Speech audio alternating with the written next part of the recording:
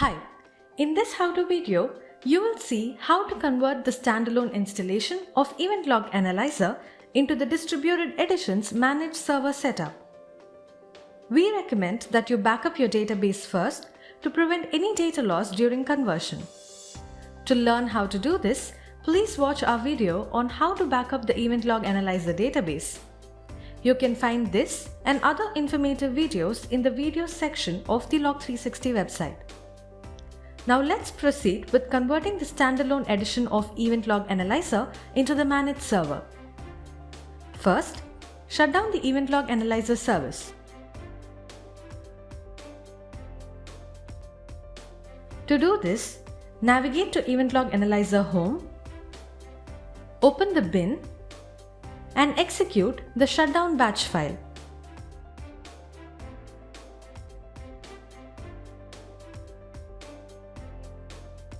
Once the service shuts down, navigate to EventLog Analyzer Home, open the troubleshooting folder, and execute the convert to managed server batch file. The command prompt opens up and you can see a query which reads, "Do you really want to continue with this script?" Press Y and click Enter to continue. Enter the name or IP address, the web port number, and the web server protocol of the managed server.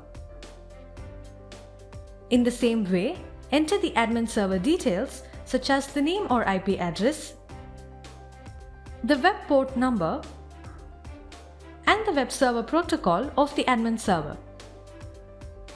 If you want the managed server to communicate with the admin server via a proxy server, click Y and press Enter.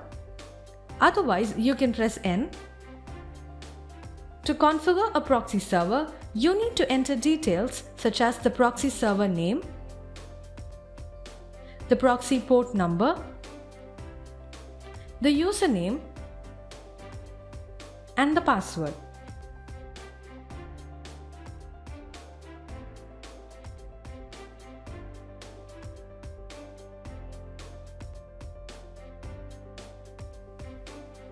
That's it.